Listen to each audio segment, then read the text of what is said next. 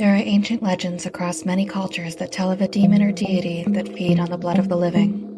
These tales, with the belief that the dead could rise again, gave way to one of our most well-known monsters, a being so powerful and charismatic that you could easily become their next meal. This monster's complexity has inspired media for centuries, and will continue as humans remain under the trance of vampires.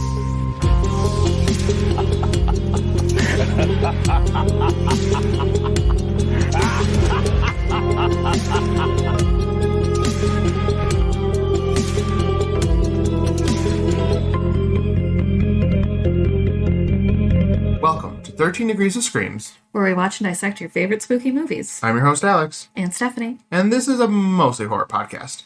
Each season, we will rank 13 movies on a scariness scale from, you guessed it, 1 to 13. We will uncover the real-life myths and legends that inspire these movies, and tell you just how authentic they are. This week, we save our mom from a vampire. Again, in The Lost Boys. So, Stephanie. Yeah. Have you seen The Lost Boys before we watched it for the podcast?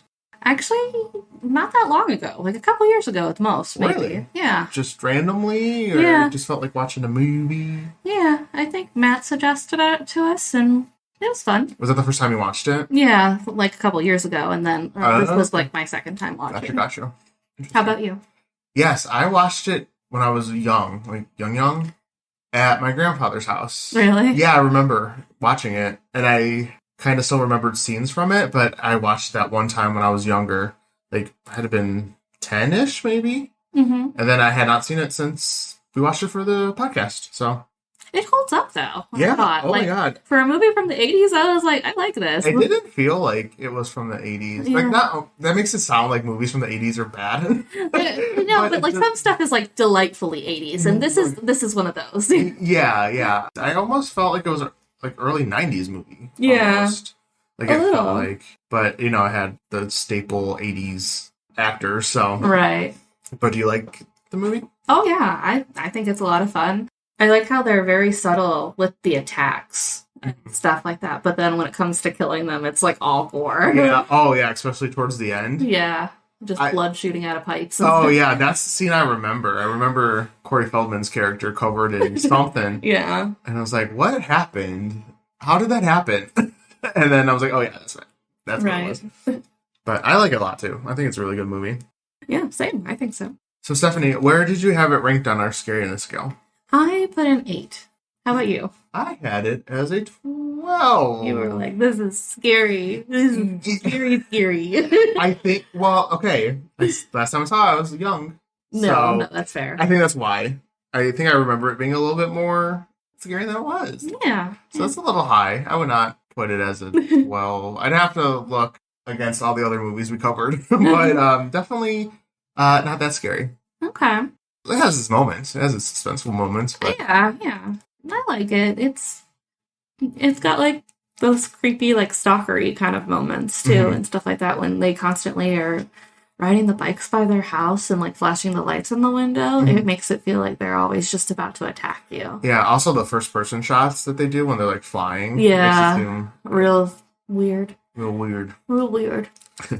The one guy they like lift out of the car or something and just fly him away, I guess. Bye. Yeah, they just see him. Yeah.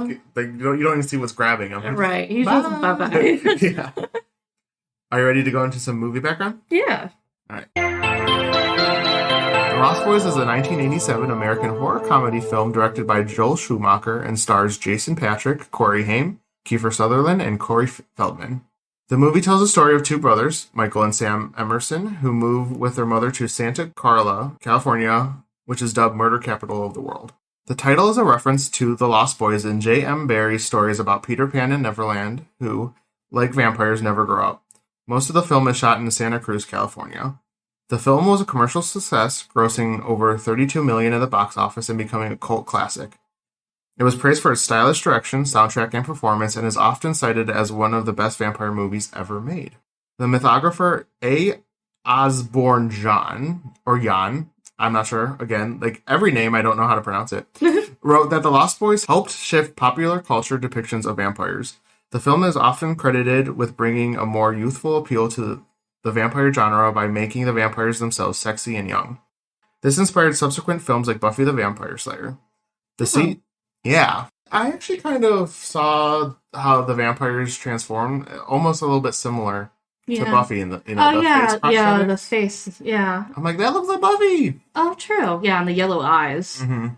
The scene in which David transforms noodles into worms was directly referenced in the 2014 vampire mockumentary film. Oh, that's why they did that. Yep. I never knew that. I had to put that in there. I was like, oh my god! So like the other one we did. yeah, like that one movie we did. Yeah. So that scene was referenced in that. So The Lost Boys was very important in the vampire genre. Right. So Do you like your Paschetti? Would you like to hear about the plot? Yes. The two brothers, Michael and Sam Emerson, move with their recently divorced mother to the fictional boardwalk town of Santa Carla, California, to live with their eccentric grandfather. And I love how the mom's like, we're going to have such a great time here as they pass all of these missing posters and murder capital of the world signs. Yeah, it's like spray. Yeah, that makes it sound like the city planted these signs. Murder capital of the world. No, it's like spray painted on the back of a billboard. But still, it's a weird thing to spray paint. I know. Well, you got to know where you're going. You are, yeah. So their mother, Lucy, gets a job at the video store owned by Max Lawrence, whom she starts dating. Meanwhile, the older brother, Michael, becomes infatuated with a girl named Star that he sees on the boardwalk with a motorcycle gang led by a guy named David Powers. David Powers? Yeah, I didn't know his last name was Powers. I didn't know his first name was David. Yeah, his name's David. That's Kiefer Sutherland's character? The blonde guy. Okay. So, Yeah. His name's David? Yeah. Oh, damn. Why did I not? Which I guess I should have got later on. We find out that he's not the leader. And I thought he was the leader the whole time. I know. I forgot about that whole Yeah. second situation, which we'll get to. Yeah. But David, huh? But around the same time, at the local comic book store, Sam meets Edgar and Alan Frog, who claim to be vampire hunters, and give him a vampire comic book that he should treat as a survival guide to living in Santa Carla. Do you think Edgar and Alan is a reference to Edgar Allan Poe? Oh, could be. Do you think so? Could be. I don't know. Their parents are zoning out in front of a TV. They're very hippy-dippy Yeah, it's like none of the adults know what's going on. Right. We have or just ignore it. Yeah. And I remember Corey Feldman being in this movie, but his voice in this, he talks like this the whole time. Yeah. I'm like, ugh. Which is funny because he was in Goonies and he did great little impressions and stuff like that. And it was, I think it was a year or two before, right? So it was around the same time. Or around the same time. Yeah. He wasn't much older. Yeah. I was like, why is he doing that voice? That's it's clearly not his real voice. I don't know. I think he was just putting on a facade to make it seem like he's big and tough. Yeah. It was almost distracting. A little bit. I'm like, why are you doing this? Yeah. But a little criticism there for Mr. Feldman. But I like him in Goonies. I think he's funny. But yeah. So Sam doesn't take them seriously, even though the town is known as the murder capital of the world. There are numerous people missing posters posted everywhere, and we, the audience, have seen several people at this point being attacked by some unseen thing in the night. Flying through the sky and killing them all. Yes. It's so funny, those shots, too. You're just holding on the person running, and they're just like, ah! Yeah, it's like the security guard guy. Yeah. He's alone in the parking lot. I'm like, oh, he's dead. For sure. He's gone. And yeah, it's I just like the shots because it's just in that first person view. So I think it's pretty cool. So back to Michael, determined to impress Star despite her appearing to be with David. He changes his look and allows David's biker gang to submit him to a few feats of bravery and initiate him into their group. He gets an earring and wears a jacket and he's like, I'm different now. Yeah, I know, right? Michael, honey. No. And she clearly looks like she's dating this David guy, and I was like, why do you want to take on the biker gang for a girl? I know, right? It's not just him. It's 4 or 3 other guys. I'm like, you're outnumbered. Right. So perhaps this is a bad idea. Yeah, I'm sure there are other lovely girls on the boardwalk. Yeah, no, Star. No. With a name like Star, I mean, what are you going to do? I guess.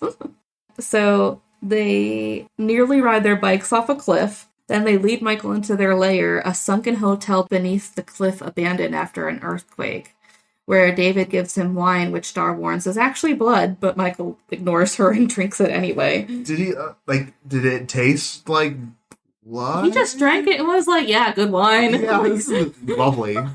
Delicious strawberry And they wine. trick him into eating maggots and worms, but then it's not really. But it's like a trick of the mind kind of thing. Yeah. Like that he's actually eating Chinese food with them. But the vampires are eating it. It's confusing. I don't know if it's actually bugs or Chinese food. I know. Who knows? It's up in the air because at one moment it looks just like Chinese and it's like, they're bugs. And then he's freaking out and like, just kidding. And then it's back to noodles and stuff. But actually, it's bugs. And it just goes back and forth until they die. Do you like your spaghetti? Like your biscuit, dude.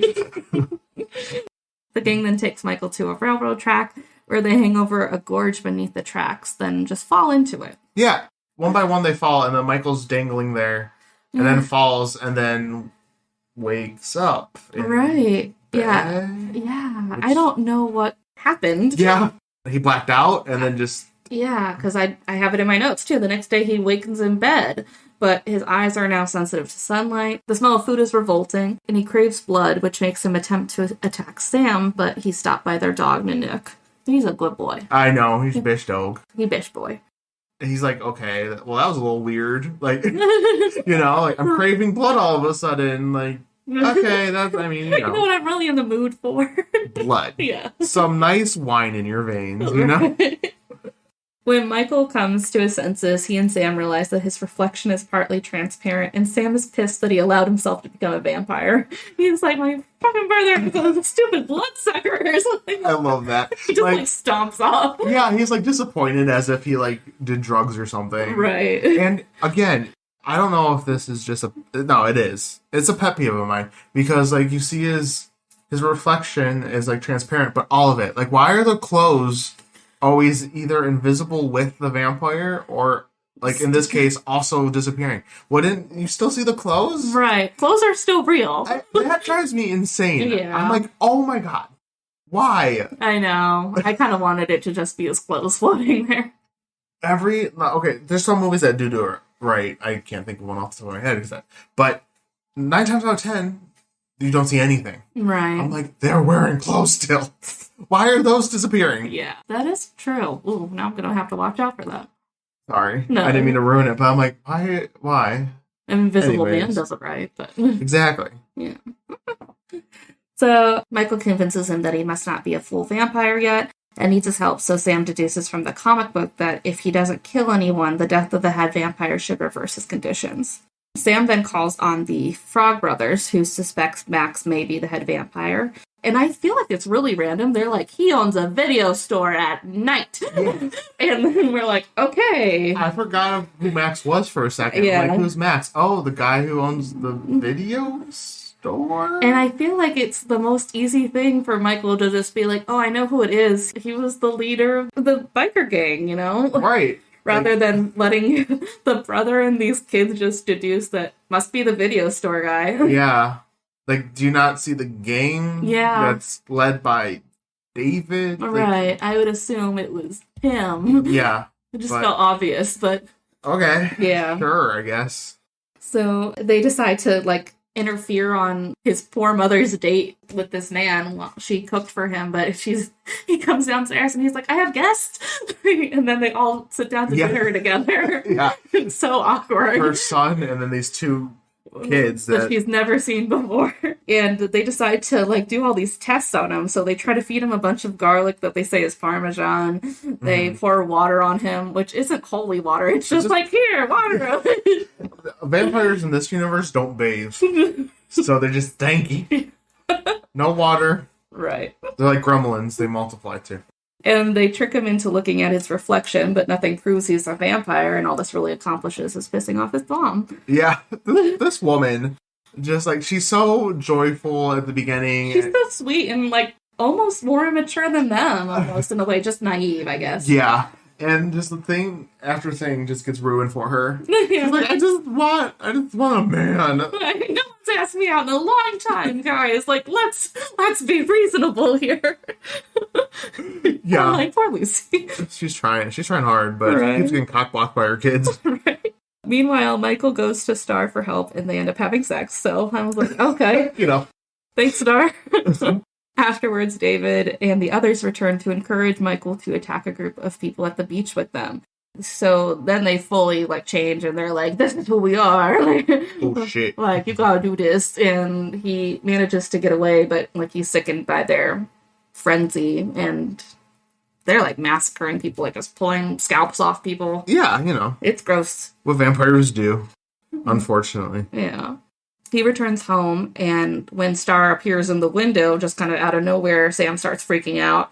But she convinces them that she and her young companion named Gladys are partially human as well. Michael was supposed to be her first kill, but she couldn't bring herself to do it, so she wants to help them find a cure. Yeah, so like in this, in order to turn fully, you have to kill someone, right? Right. That's how that works. So we got Star, Michael, and this little boy. Which is Laddie. And who's like was in a few scenes beforehand, but never. yeah, really we never said really anything. focused on him. Like we see her and him walking away on the boardwalk before Michael meets her. Yeah, and he was on the bike too, on one of their bikes. Yeah, I think we saw his picture on a milk carton. Yeah, Missing kid on a milk carton. Yeah, so now. But apparently he's also not a vampire yet. Yeah, they're just half. They just have some, minor symptoms. Right. So the next day, Michael takes Sam and the Frog Brothers to the vampire's lair. Michael rescues Star and Laddie while the boys stab one of the sleeping vampires with a stake, which wakens David and the others, causing them to chase after them. They barely make it out, but they know that once the sun sets, they'll be coming for them. Yeah, this is the coolest part. When they get ready. I love shit. I love it. I love montages when like they prepare for stuff like that. Oh, yeah. Like, just gets you going. yeah, I'm like, and then like shit's gonna hit the fan, right? And you're like, you're ready for it, and then the big climax, you're like, yeah. 80s movies did it the best too. Yeah, they did. While their mother is out on a date with Max and their grandfather is out of the house, the teens board up their house and arm themselves with stakes, a long bow, and water guns filled with holy water. It's funny because when you see them collecting it, they go to a baptism and they're just like their guns like right in the little basins of holy water. Yeah. With everyone like is watching them, and no one says anything. No. They just let it happen and they leave. Yeah. It's so funny. So then we see all these motorcycle lights, and like kind of throughout the movie, they've been kind of tormenting certain people's houses. Mm-hmm. One time it was Max, and his dog was like going through PTSD after that. Yeah. But they come in the middle of the night, and then nothing really happens to him. But the next day, the mom goes over to give him wine to apologize for this whole horrible date incident with the kids. And his dog like freaks out and tries to attack her. So not sure really what happened there, but the dog's not okay. Mm-hmm. But Max comes by later and says, the dog's sorry. Yeah. So, yeah, and that's what sparks the whole, like, dinner tonight at Max's house where the kids can't interfere. So then she's off on a date. They trick the grandpa into going out to find this woman that he's been trying to hook up with, somebody's widow. Yeah. And then they prepare for the vampires to come. So then we see again the headlights in the window, and like you can hear like obnoxious laughing over it too, like over motorcycle engines. Mm-hmm. It's crazy. But at first, like they just kill the lights, and it seems like nothing's gonna happen. But then they're all of a sudden like inside their house. Which I can't remember. Did they need to be let in, or were they just like? Didn't they say something? Why they were just able to get in the house? Because they like come down the chimney. The one comes through the. Yeah. It was like they just burst in. I don't know. It's confusing too because later on they talk about being let in, kind of thing. Yeah, but I can't remember. I don't know if maybe they get kind of grandfathered in because the lead vampire had access to the house. Yeah, I don't remember, but they're in. Yeah, they're attacking now. Yeah, they didn't ask for permissions. So they lure one of the vampires into the bathtub, which is filled with holy water, and it explodes, causing blood to burst through the pipes. Everywhere. In the whole house. Yeah. Like, not just the bathroom. Right. Kitchen. Just everywhere. And I wonder if it would be the case for every vampire, unless they kill the one that's turned all of them. Mm-hmm.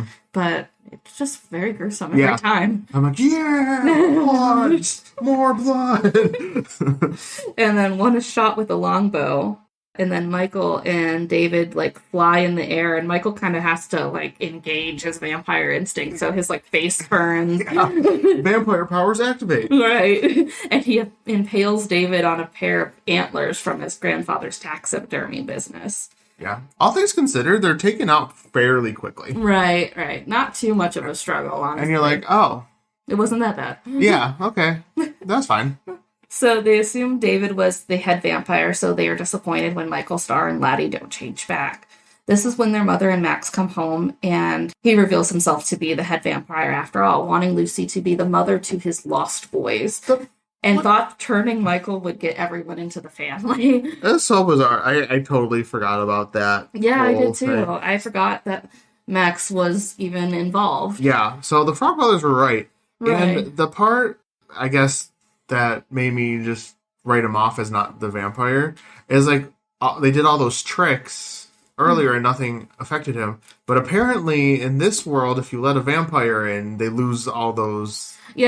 Like it's like hidden from them or something. Like I was like, what? Yeah, because the Frog Brothers are like floored that like their test didn't work, and they're like, don't you know if you let a vampire in, that they don't have their powers? I've never heard that. No. Ever. I don't get that. So that was really weird. Right. But, okay, Max. Yeah. So Max pulls Lucy in to turn her, threatening Sam if she doesn't comply, but right before he bites her, the grandfather drives into the house in his Jeep and impales him on a wooden fence post.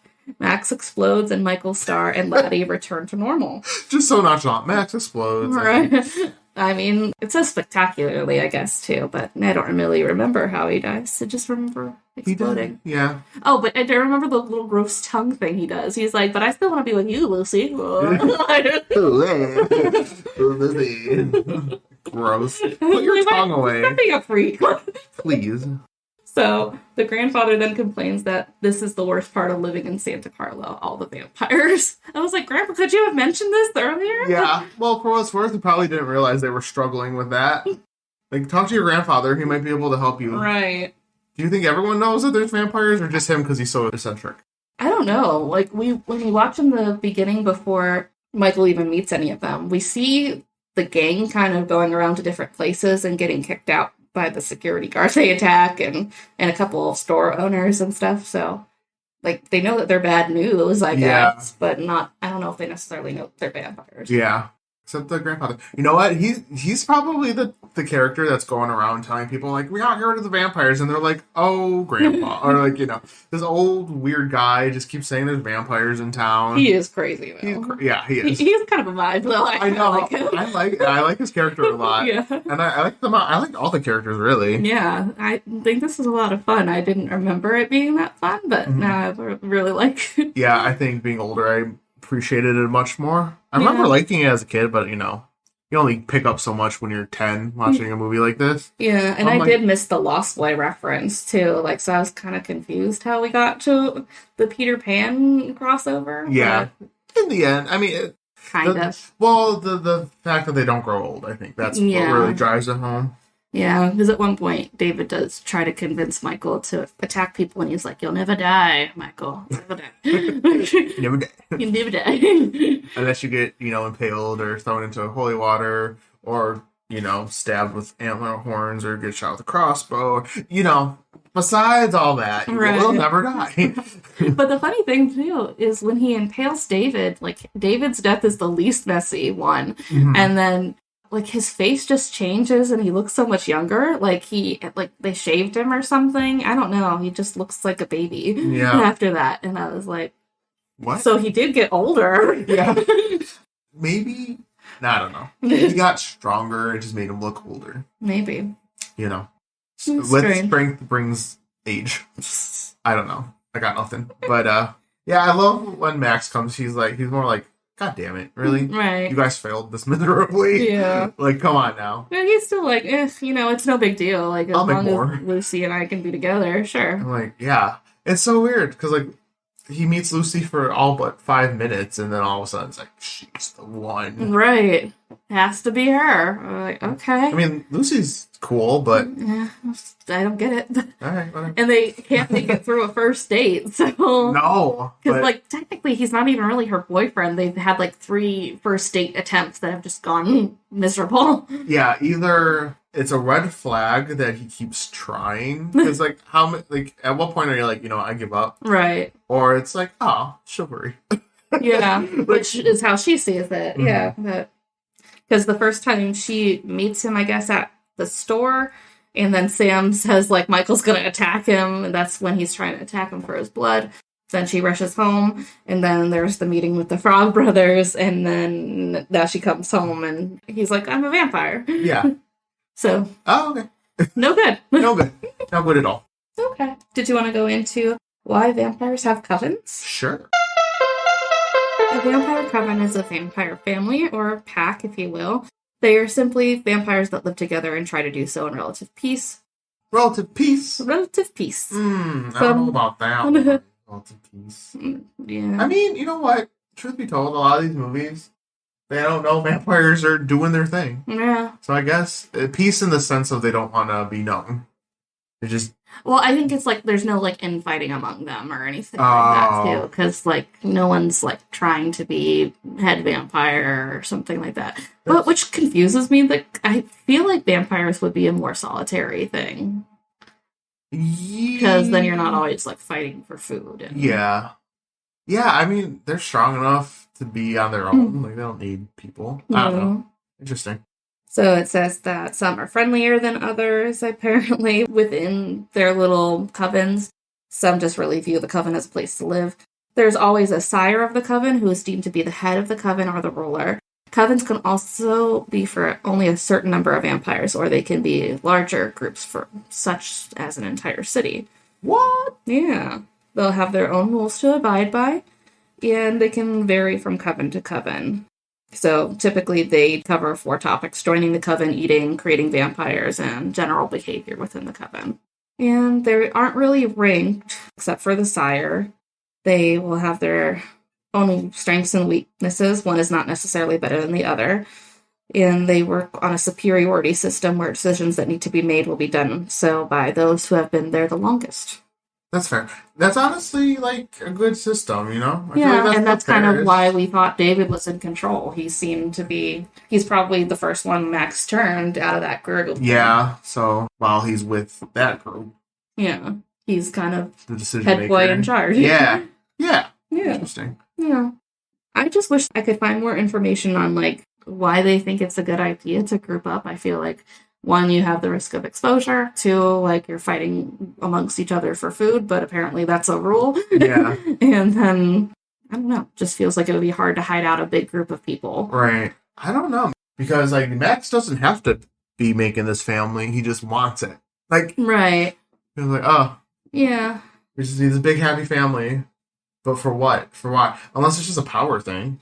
Maybe. I guess it says, like, for example, the Cullen household for Twilight and stuff, choosing prey and covering up the meal, though, must always be done very carefully. So if you have, like, a group of people and you choose to attack people together, at least you have an accomplice, basically, right, yeah. to help you get rid of bodies and stuff.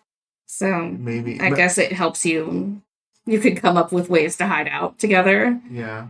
I mean, I guess, even, like, so if we go back to Let Me In, like, she's a singular vampire. Right. But even though she's by herself, she still has someone helping her. So they always seem like they need somebody. So I guess whether they have a familiar or not, they still need to have someone in their corner to help them. Huh.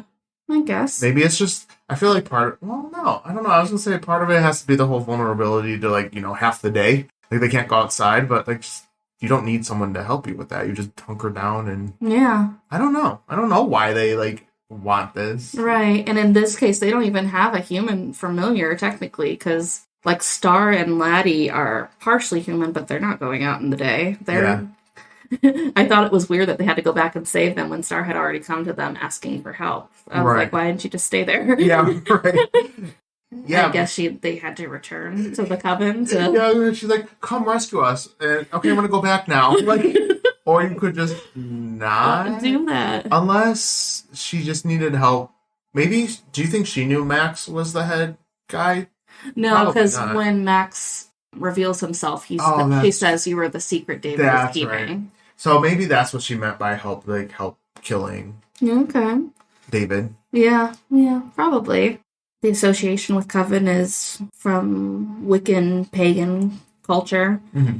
Number of people may vary, so it's more about covens and like high priestesses and stuff, and that's more witchy stuff. So we'll get into that at another time. Yeah. But that's really all it said about vampires. I just wish it would elaborate more on, like, why would you want more people then? Like, I guess I could understand, like, yeah, me and a few buddies, we run this town. Like, Yeah. But, like, after a while, like, do you really want to add, like, how many more would it be with Lucy and her 3 more people into your thing? Like, and Grandpa knows about you. He's going to come find you. Yeah.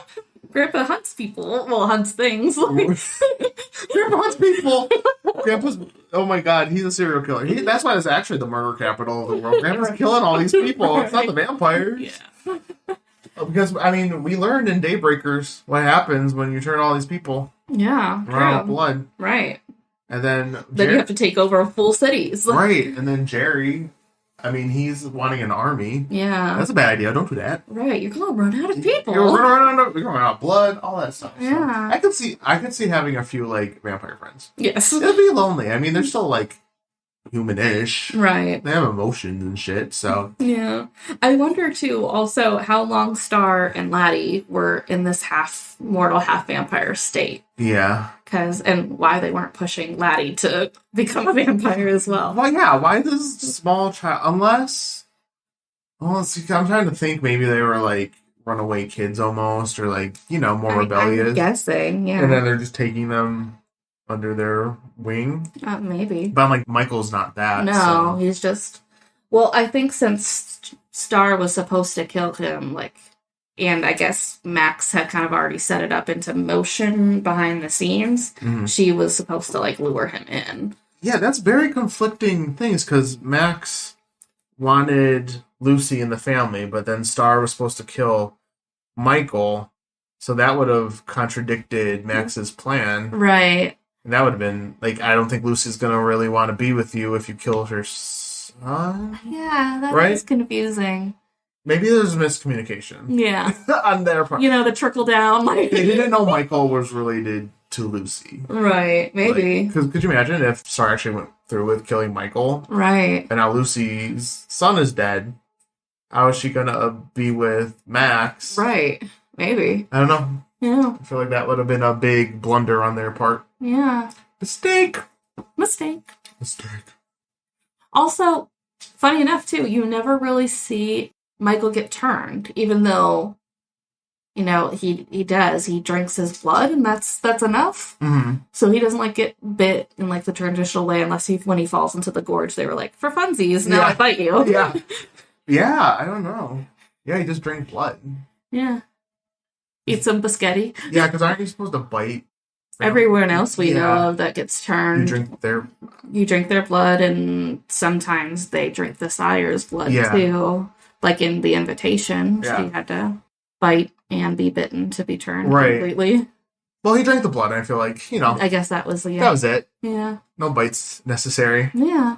Okay. Interesting. Yeah. It is one of the more fun movies, though. Yeah. But there are a lot of questions about, like, how it all goes down. Like that. Right. Yeah. Exactly. Side note, will appreciate the gay undertones in the movie. Yeah. And Sam. Oh, wait, with Sam? Well, he had the poster of Rob Lowe with his shirt. Oh, I didn't know that. You didn't notice? On the closet door? I don't know who Rob Lowe is. He's just like an actor or something? Yeah, you don't know who Rob Lowe is? He's in Parks and Rec. Oh. He's in a whole bunch of shit. But he was big in the 80s because the director is gay himself. Oh. But they don't explicitly say it, of course, because, I thought you meant, like, between Michael and David. Because I feel like after... You didn't notice that on his closet door? I guess just barely, honestly. Yeah. He's too busy holding that taxidermy for me. So, there's the undertones with the vampires. Yeah, because after a while it seems like Michael's just trying to impress David. Yeah, and then Sam has a picture of Rob Lowe showing his little tummy. Yeah. On the wall, so, Yeah, okay. For the 80s, That's pretty open-minded, yeah. I'm like, wow, this movie's kind of gay. Yeah. And I looked it up, and it's known to be, Really? Okay. Yeah. That's fun. So, I appreciate it. Bonus points. I was like, oh my god, Sam. Yeah. And he has a shirt that says, like, Born to Shop or something. Oh, like, really? Yeah. Something like near. Honestly, I was just like, it's the 80s. Everyone's wearing funny colored things. That's true. Crop tops. Yeah, because at one point he was wearing, like, a matching set of, like, was like a pink shirt with like green leaves on it or something like that, and he had shorts to match. And I was like, "What kind of outfit is this? like a romper? Like, are you wearing a romper?" Sam's a fashionista, and we're here for it. So. Yeah, that was funny. But I was just like, it's the 80s. It's weird. Yeah, this is fine. Yeah, they put on a fucking closet door on top of it just to really drive that home. Yeah. Thank you for listening. If you enjoyed the show and listen on Apple Podcasts or Spotify, giving us a 5-star rating is super helpful, and we always appreciate it. You can follow us on social media at 13 Degrees of Screams. This has been 13 Degrees of Screams, and we will see you next sleep. Peter Pan reference. Yes, good job, Stephanie. First star on the right and straight on till morning, right? Is that it? That's the saying. Girl, I don't know. Oh. Star. Her name's Star. Oh, yeah, there we go.